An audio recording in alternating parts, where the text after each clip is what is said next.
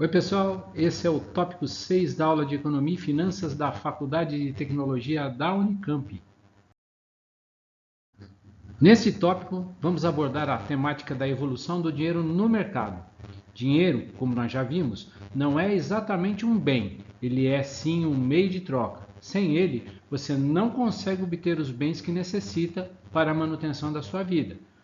O que acontece é que às vezes você precisa de algum bem, mas não tem dinheiro. Se sua fonte de renda é salário, então você recorre a um agente intermediador para obter uma antecipação do seu fluxo de remuneração. Esse dinheiro representa um empréstimo para você e um investimento para o agente. Você paga juros e o agente é remunerado por esses juros. Financiamentos não são utilizados apenas por pessoas físicas, é por meio de financiamentos que as indústrias produzem, que os agricultores plantam e por aí vai. A capacidade de obter recursos é denominada crédito, e risco é a hipótese de não liquidar uma dívida ou, pelo lado de quem empresta, de não ser pago. Retorno é a remuneração gerada pelo empréstimo do capital. Veja que para qualquer movimento de emprestar ou de investir, existe uma data inicial e uma data final em que se extingue o empréstimo ou investimento. No transcurso desse tempo, os juros fazem com que o capital amplie e seu valor se modifique. Este é um breve resumo do que veremos nessa aula. Vamos lá começar? Em um mundo ideal, os recursos de produção seriam ativados um pouquinho antes da demanda ocorrer. Assim, todos seriam atendidos no momento da necessidade. Esse gráfico tem duas variáveis, produção e consumo. Elas estão relacionadas por dois fluxos com o sinal de mais. A setinha vermelha ilustra as trocas entre uma variável e outra. Podemos ler assim: quanto mais produção, mais consumo. Quanto mais consumo, mais produção. Esse ciclo, entretanto, não cresce. Sabe por quê? Acontece que os recursos de produção são caros e nem sempre as pessoas que desejam ativá-los possuem meios financeiros suficientes para isso. A mesma coisa acontece com quem consome. Às vezes, as pessoas precisam ou querem consumir, mas não têm recursos financeiros para isso. Nessa circunstância em que só compra quem tem dinheiro e só produz quem tem recurso, teríamos um parque industrial do tamanho do consumo local, sem expectativa de ampliação. Desse jeito aí, ó. Passa o tempo e o fluxo não cresce.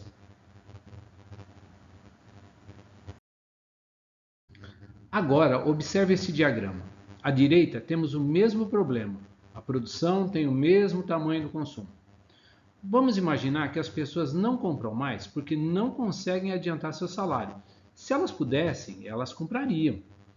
Agora vamos pensar que em algum lugar existem poupadores.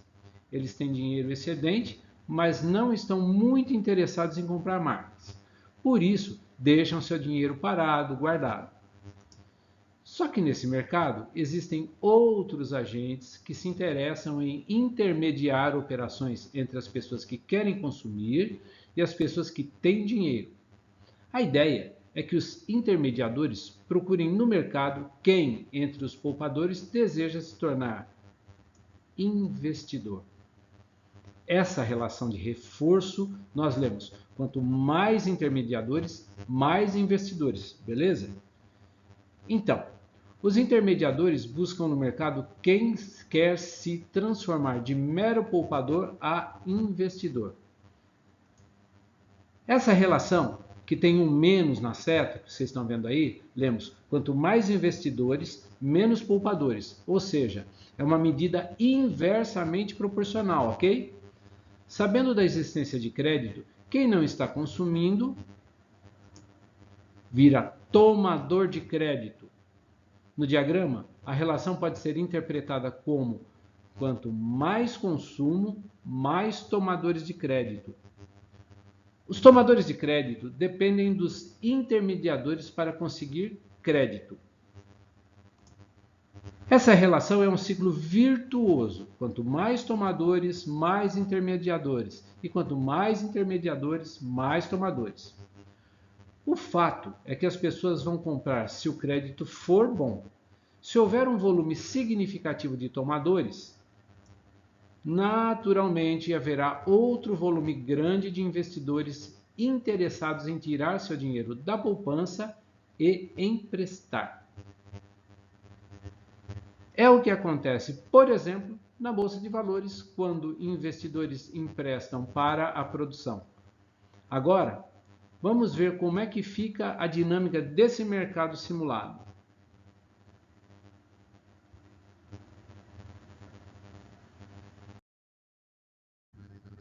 Vamos analisar essa dinâmica. Observe que a simulação, inicialmente, tem as relações entre produção e consumo sem a interveniência dos investidores.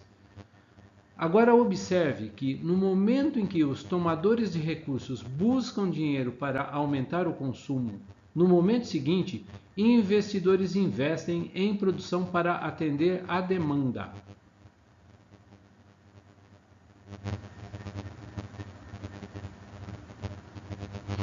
A partir daí, vemos um ciclo virtuoso de crescimento da economia, que são essas setas circulando entre as regiões distintas.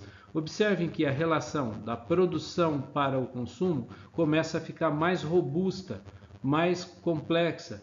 Isso por conta do fluxo de dinheiro provocado pelos outros agentes de mercado. Ok? A intermediação financeira equilibra os níveis de poupança e de investimento do mercado. Entretanto, se o volume de investimentos em produtos financeiros for maior do que os investimentos em produção, isso pode representar um freio para o consumo. Mas como essas condições são monitoradas, afinal? O IBGE monitora a alta de consumo por meio do IPCA. O IPCA identifica a variação dos preços dos produtos no mercado. A taxa do IPCA decadente revela que os preços estão caindo relativamente. Logo, podemos esperar alta de consumo e possível melhoria da qualidade de vida, já que as pessoas podem adquirir produtos e serviços para o seu bem-estar. Por outro lado, a alta no consumo significa que as empresas estão produzindo, vendendo e dando empregos, e que o salário está garantindo o poder aquisitivo da massa da população. Nesse cenário, o nível de tributo sobe e o governo aumenta sua atuação nos serviços básicos, como água encanada, estradas, esgoto, energia elétrica, estrutura de saúde, educação, segurança. Por fim, os estoques de recursos nos bancos tendem a reduzir e se estabilizar, já que boa parte das pessoas optarão por comprar e não por investir. Nesse contexto, em um cenário desenvolvimentista, o governo aproveita os excedentes financeiros para reorganizar as cadeias produtivas, a infraestrutura e os recursos para o bem-estar social. Por outro lado, se optar por políticas de crescimento econômico, buscará aumentos quantitativos, sobretudo dos recursos de produção e da renda.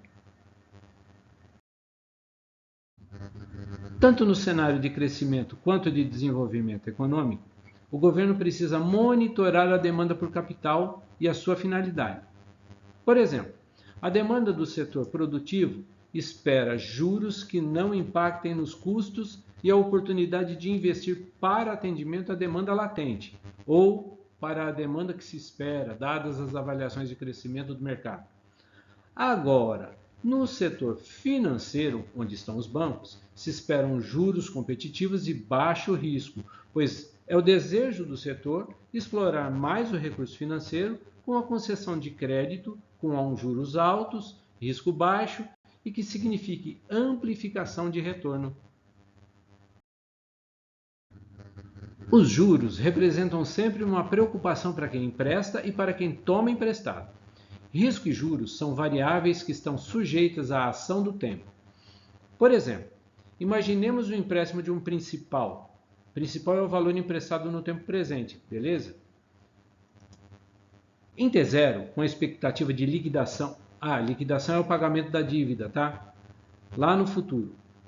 Pois bem, se não houver inflação, se não houver risco, se não houver inadimplência e se quem emprestou não quiser ganhar nada, mundo bom esse, né? Então, ao final do tempo, o dinheiro volta para seu proprietário, ok? Mas é lógico que quem empresta dinheiro deseja ser remunerado e os juros representam a remuneração sobre o capital emprestado. Um principal é sempre emprestado a uma taxa que varia ao longo do tempo. É comum que essa taxa seja maior à medida em que o tempo avança. Mas por que isso acontece? Bom, se o proprietário do recurso empresta a um tomador, fica privado de emprestar a outro. E quanto maior o período, maior será essa privação. Por isso, os juros são calculados por uma taxa que reflete o tempo em que o dono do recurso deve esperar para ter seu recurso de volta. Quanto maior o tempo, mais a taxa incidirá sobre o principal e o retorno será maior para quem empresta. Mas é necessário também analisar que à medida em que o tempo passa, a expectativa dos agentes se modifica, pois o mercado é dinâmico. Situações fortuitas podem modificar o mercado tranquilo e torná-lo agitado. Essa agitação pode significar atrasos para a liquidação ou mesmo inadimplência. É por isso que os juros também incluem esse temor, que nós chamamos de risco. O risco é a hipótese de não recebimento ou de mudanças na expectativa de recebimento de um valor. Quando os poupadores são expostos ao risco, tendem a se proteger, aumentando a taxa de juros. Então, é de se esperar que quanto mais longos forem os financiamentos, dependendo do risco latente, maiores serão as taxas de juros. Entra na definição do risco a renda, a política, a iminência de catástrofes e por aí vai. Mas o tomador pode mitigar o risco quando dá um bem em garantia. Por exemplo, no caso da compra de uma casa ou um carro, o banco permanece dono do bem até que ele seja quitado. Isso se chama alienação fiduciária. É usual também, nas operações de crédito, as financeiras exigirem que outra pessoa se responsabilize solidariamente pela quitação de um débito, caso o tomador de recursos não quite sua dívida. Essa figura é o fiador, que usualmente possui em seu nome bens que dá em garantia, no caso de ter que honrar com os pagamentos não efetuados. Beleza. Vimos até agora que o valor do dinheiro se modifica com o passar do tempo, né? Em qualquer situação de cálculo, é necessário que se tenham três elementos. O capital, que representa o valor que é submetido a uma taxa ao longo de um tempo e por isso evolui. O período, que é o tempo em que o capital é exposto a uma taxa que faz com que ele varie. E a taxa, que é o percentual de variação do capital em um determinado tempo. A primeira maneira de calcular juros é a capitalização simples, que nós chamamos de juros simples. Quando uma taxa incide apenas sobre o valor inicial, ou seja, do capital, dizemos que a capitalização é simples. Imagina aí um fluxo de caixa em que o valor inicial ou o valor presente tomado emprestado é de 100. Sobre esse empréstimo incide uma taxa de 10% aplicada em um período de tempo. O valor final ou o valor futuro será de 110. Para o cálculo da planilha, precisamos determinar 4 elementos: o capital ou valor presente, o tempo do empréstimo ou a quantidade de períodos em que a taxa será aplicada ao capital de 100, a taxa e o valor futuro, que é o resultado da aplicação da taxa sobre o capital pela quantidade de períodos. Agora, acompanhe aí o cálculo da planilha. a gente coloca o capital de 100, depois a quantidade de períodos, que nesse caso é 1, a taxa, que é 10% ou 0,1, e o valor futuro, que vai ser calculado agora. O capital multiplicado por 1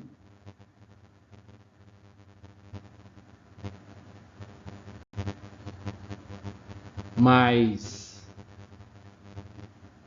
taxa multiplicado pela quantidade de períodos. Deu os 110, ok? Na capitalização composta, ou simplesmente composição, o valor calculado período a período vai sendo incorporado no capital. Em comparação à capitalização simples, a composição representa um volume exponencial de juros. No exemplo do gráfico aqui do lado, a linha vermelha representa a variação da taxa simples. Dependendo do percentual, ao longo do tempo, ela terá uma inclinação, que se mantém como em uma progressão aritmética. No caso da composição, em razão do principal incorporar o valor dos juros período a período, temos uma progressão geométrica que se inclina cada vez mais com o passar do tempo. Observa aí a diferença entre as curvas. Quando o valor futuro é calculado em um único período, a capitalização composta não é notável. Nas linhas 4 e 5 da planilha, tem o mesmo valor, porque é um único período. Mas, se o período for modificado, teremos uma diferença de 3,10 entre a capitalização simples e a composta. Esta é uma representação da capitalização composta. Observe que a cada período, o valor do principal é acrescido de juros sobre o valor anterior. Agora, vamos acompanhar o desenvolvimento na planilha. Se a gente aumenta o período, os valores do valor futuro simples e do composto, eles vão se distanciando entre um e o outro. Agora, observa aí como é que é o cálculo do valor futuro. Do simples, tudo bem. Agora do composto.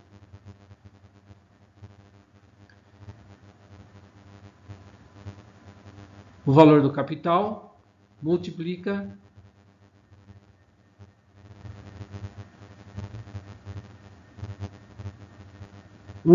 mais taxa elevado a período. Tá? Um período dá na mesma, dois períodos, observem um distanciando do outro, simples e composto. Quanto maior o período, maior a distância. Ok? É isso aí. Agora com 20. Com o exemplo, deu para ver que o valor do dinheiro evolui em razão do tempo e da taxa de juros. Nós vimos que é possível calcular no presente um valor futuro, mas é possível também obter um valor inicial a partir do valor final. Em outras palavras, regredir ao valor presente tendo a informação do valor futuro. Acho que é melhor exemplificar. Vamos lá. Suponha que você comprou um livro a prazo para pagar ao final de 3 meses e a taxa combinada era de 10% ao mês. Então aí você recebeu uma fatura de R$ 133,10. Só que lá no site o livro custava 100 à vista. Fazendo o cálculo ao contrário, você consegue encontrar a capitalização, tá vendo? Olha aí, ó. Vamos para a planilha, ver como é que é o cálculo. Para achar um valor presente de um valor futuro, basta inverter a expressão. Pega-se o valor futuro e, ao invés de multiplicar, divide-se. Veja aí se bateu. Vamos lá.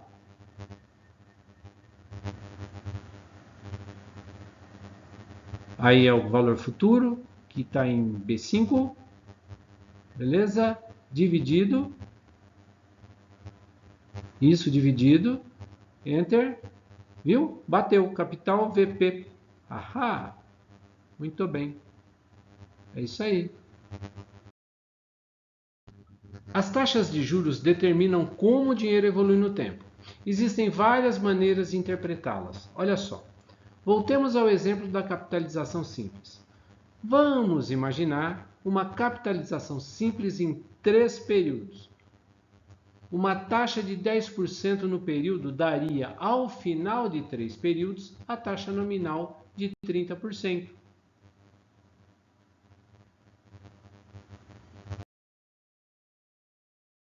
Mas, se for uma capitalização composta, a evolução é diferente, pois os juros se acumulam sobre o principal. A cada período, a taxa acumula-se. Uma taxa de 10% no período daria ao final de 3 períodos a taxa efetiva de 33,1. Vamos ver na planilha como calcular as duas taxas.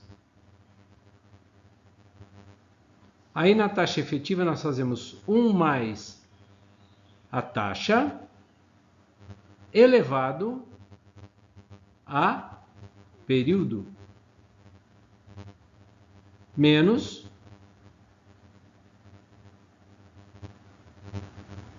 menos 1. E pronto.